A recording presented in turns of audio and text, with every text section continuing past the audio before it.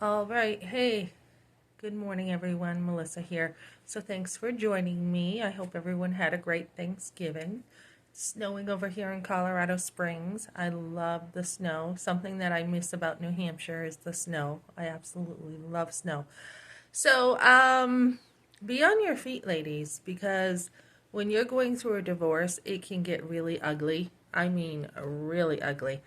And then it can get really, really bad. But then what? What after that? You're still going to be okay. God's got you. When you're His, there's nothing that will separate you. Nothing separates you from the love of Christ, right?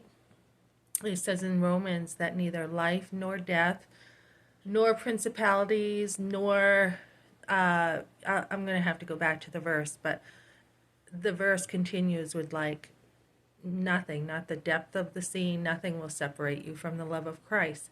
So that's where you want to be at when you have accusations coming your way. So, opened up my email this morning and I have some more accusations that are really bogus, honestly. So, my husband agreed that I would handle all finances, everything.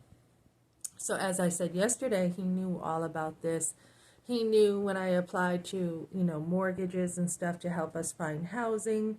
He knew. He knew when I said, yeah, we didn't get it. We got to get our credit score up. I have a text of that. We got to get our credit score up. We got to find some things to do to get it up. He knew. So when your husband has lied and neglected his family, I mean, vastly, he hasn't picked up a finger to help. He was like, no, you do the finances. I don't want to. So back in, I want to say, let me try to remember here. We took a Dave Ramsey class, and that was at church. So I probably could go back and find the records if I really want to. But that was probably, let me see, 90. No, I was in Pennacook Church until 96. And then I was at First Baptist until 99. And so after that, we went over to another church and had the class, and the Dave Ramsey class, and they were trying to teach my husband to say, the people facilitating it, saying, okay, why don't you do the finances? Why don't you take over, and do them? And so my husband, I'm like, yeah, we can give that a try. We can try it. Why don't you do it? So he sat there and he looked at my budget and then he did his own budget and he couldn't do it. He was like, there's not enough money here. And I'm like, exactly. Exactly. This is why you need to get another job. I had three little ones and then he had his cancer and then our marriage took a lot. And then I'm like, okay, so you need to do something. And he wanted me home. And I'm like, I can get resources, which is what I did. But he didn't want to do the budget. He's like, no, you do it. So over and over and over. And then even when we lost our home, he was like, I don't want to talk to Mike. And I probably do still have those texts of me telling Mike he didn't want to talk to him. He didn't want to talk to the landlord. He's like, you deal with it. So then I called Concord Terrace, and we still had a trailer in our name when we moved to this home, and we were paying rent to Concord Terrace as we lived in Webster. And I'm like, hey Dana, we need to get rid of this trailer now because we have money that's going to this house now that we're renting. And he's like, well, put Ben on the phone. And I'm like, he doesn't want to talk to you. And he's like, he needs to be the one to talk to me. This trailer is in his name with his father's name, and I need somebody to get on this phone with me. He's like, this damn phone, basically, to get rid of this trailer. We had a, old trailer, 70 something trailer, 73. That's old for a trailer, right? So when we moved from 11 Rex Drive, the trailer was falling apart. And Kevin Leandro is now saying that my husband had no idea that I had gotten a credit card in his name back in 2016, 17, when we were fixing up the trailer, and my husband was going to Home Depot and he was buying things to fix up the home, including panel, right? Panel for the hallways. He's like, all right, I can't, my husband's like, I can't fix this anymore. You know, this place is falling apart and I can't fix it anymore. So my husband was the one who used that credit card at Home Depot, and I probably can get records, on that. And so I looked around for a place. My husband didn't, I did. And I'm like, oh, okay, I found one here if you want to go look at it in Webster. So we went and looked at it, and I was like, yeah, I don't really care for the community, uh, the way it's set up in a community. I don't really like that. And he's like, oh, I love it. I love it. I love everything about it. And we met the landlord, and we could smell pot, and we just, I'm like, I'm not really impressed with this landlord. And he's like, well, I really want the home. And I'm like, I don't know. I don't know that I really want it. And he's like, it's got a garage. And, back at Concord Terrace, you couldn't fix your place. So, well, you couldn't fix your vehicle. You couldn't fix your vehicle. And then they were getting really picky with, like, okay, we're doing inspections and you have one blade of grass that is an inch too high or 2 inches too high, and we want it cut. So, I mean, we were getting written up for, like, the grass growing too high. And so this was just like, I mean, it wasn't even in the yard. It was like around the trailer, right? It was around that. I'm trying to think of the word for the thing around the trailer, the skirting. That's what I wanted to say. And the skirting was brought by the church. It was brought by First Baptist Church. Dana wanted skirting, new skirting on all the trailers instead of the wood. So I again was the one who said, hey, we have a need to the church. They came over, they fixed up the roof, they put skirting around the trailer. And so this is, I helped my husband quite a bit with finances. He couldn't do it on his own. I had someone in that class, the Dave Ramsey class, say, hey, Melissa, and this is when I was more frugal than I am now, well, than I used to be. There was a time I was super frugal, and then we brought stuff, and then I was frugal again, and then we brought stuff. So at the time, we weren't buying anything. And she's like, Melissa, Ben works hard at work, so let him get a pair of boots. And I'm like, it's not in the budget. It just wasn't. We didn't have any extra money. And she's like, well, he works hard, so make sure he has boots, because he had holes in his boots. And I'm like, okay. So I think I reached out to somebody to help out with that. So, I mean, we had nothing, right? Trying to just take care of a trailer. So then, so we got the house, and I'm like, okay, for you, because you do work hard and you've sacrificed for our family, there's no question about him working hard.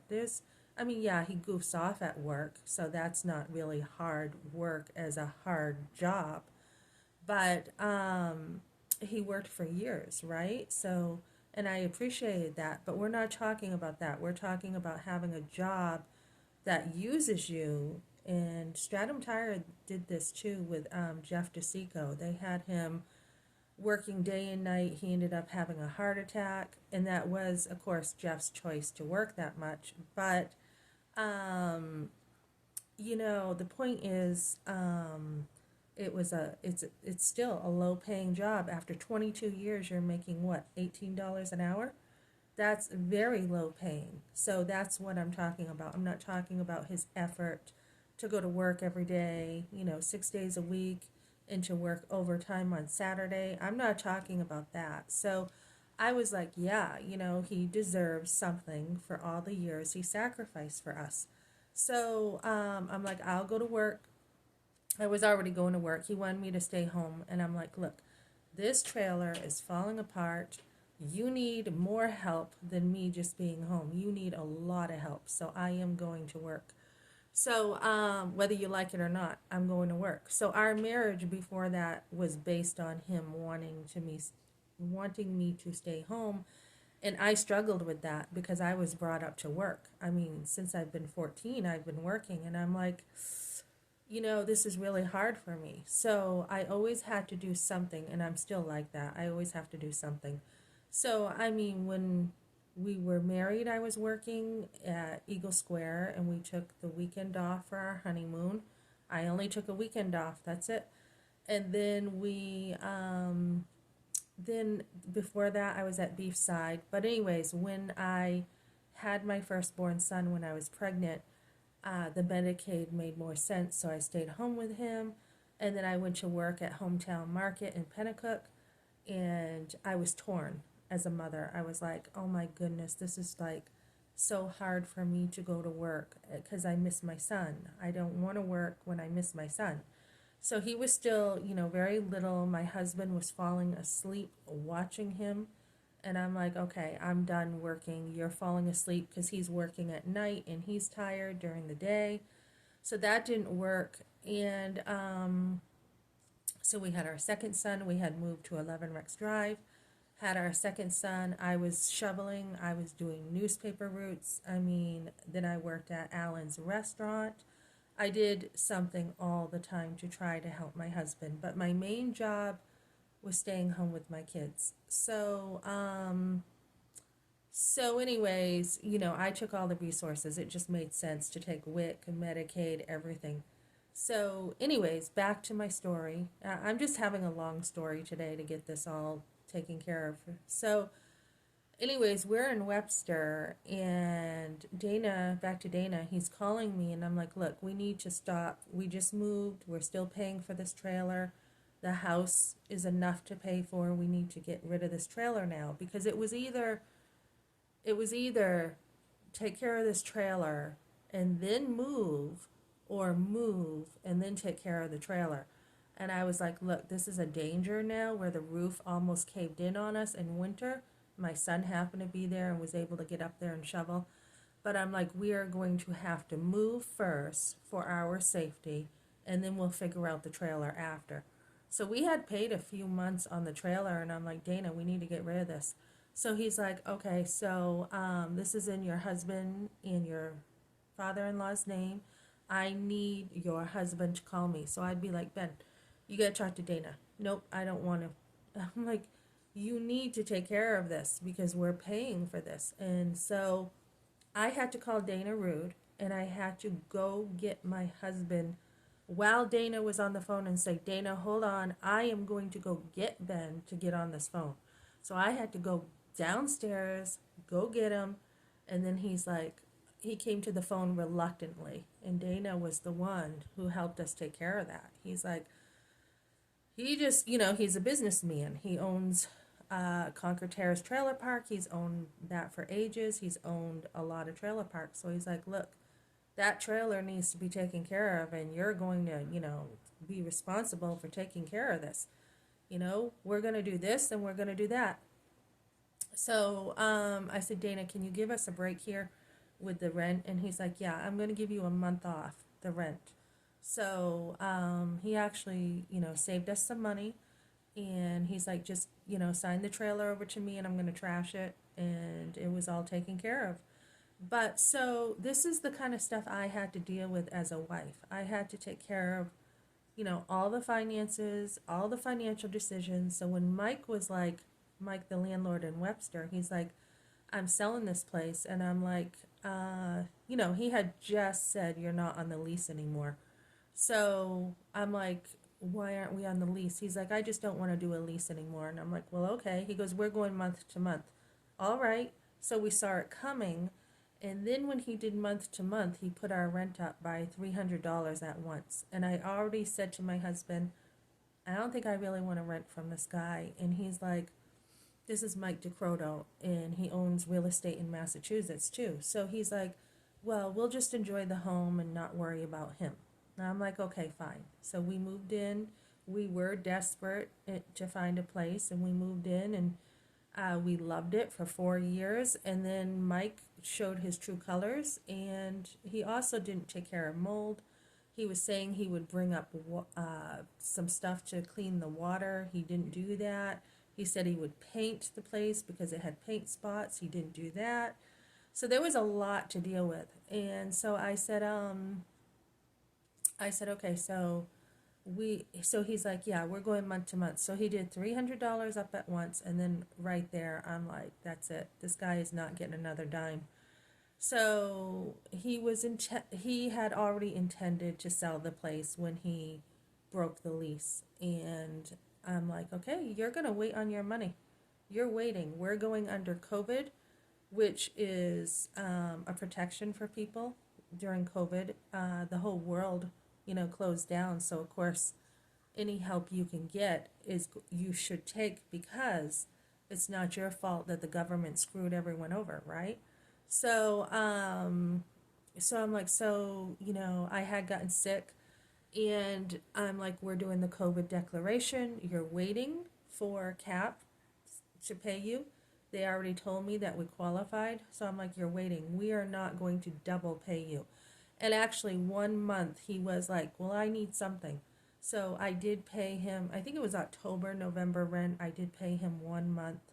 And I was like, okay, so you're going to have to wait. I'm in contact with CAP, and now you're going to have to wait like everyone else. So CAP did end up paying that. So he did get double pay for that month. But anyways, he was intent on selling. He was, he's like, you either buy or I'm selling and you're out of here. So, it was meant to be. God is in control. You can thank God for all your trials. There is nothing that's going to come your way that he hasn't planned. The hard one for women, and this goes into my abortion channel too, is why does he allow abortion? We have a very good God. He allowed me to go through that, and I don't know why, but in the big picture, you have to just look at things and say, God has a purpose for some reason. He has a purpose. I mean, there are a lot of things that are awful in the world, right? What Israel's going through, women who do get raped. There's just so much evil in the world, and God, for his bigger purposes, has allowed it. And he is the potter, we're the clay, and that's kind of how you have to look at it. You have to be like, everyone has a choice, and not everyone has a choice with everything, but people do have a choice with things, and you have to realize that people have a free will. They have a will to do evil if they want, but God has allowed it for his purposes, for a reason. So just like this divorce, you can be thankful for it. People are fickle. People go by their feelings. My husband got sick of being in his truck or whatever it was, girlfriend, whatever. So he's chosen to deal with everything this way when he had a lot of other choices. So this is kind of where I'm at when Leandro wants to send more accusations and say, oh, you opened up Credit Karma and you're monitoring your husband's credit. I haven't even been on Credit Karma in so long, so I'm gonna have to try to figure out, where the last place I left off on that was. But my husband knew about that too. He knew about everything, and he just lies through his teeth because he doesn't like that his credit is not where it should be, and that's all on him. So